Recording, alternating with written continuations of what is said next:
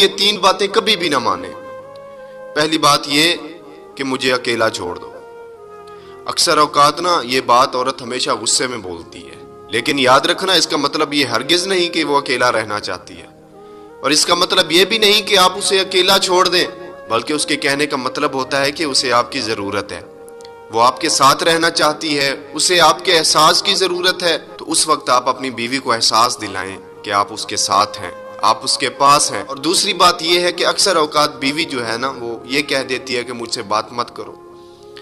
یاد رکھیں یہ جو خاموشی ہے نا، اس میں عورت کا غصہ نہیں ہوتا، بلکہ اس کے پیچھے اس کا درد چھپا ہوتا ہے، اس کے دل میں کوئی تکلیف ہوتی ہے، کوئی غم ہوتا ہے، اس لیے وہ ایسا بولتی ہے۔ تو آپ نے ایسا کبھی نہیں سمجھنا کہ اس کے کہنے کا مطلب یہ ہے کہ آپ واقعتاً اس سے بات نہ کریں، نہیں۔ اگر آپ بھی چپ ہو گئے تو اس کا درد کون محسوس کرے گا؟ اسے حوصلہ کون دے گا؟ اسے احساس کون دلائے گا؟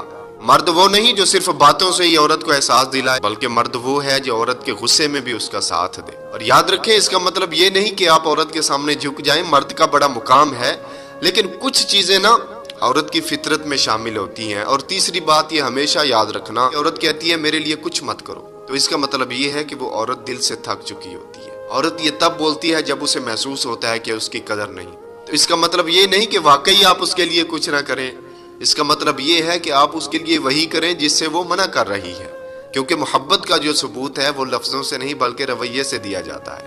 یہ عورت کی فطرت میں شامل ہے کہ اس کی باتوں کی قدر کی جائے، اس کی قدر کی جائے، اس کی باتوں میں چھپا درد محسوس کیا جائے۔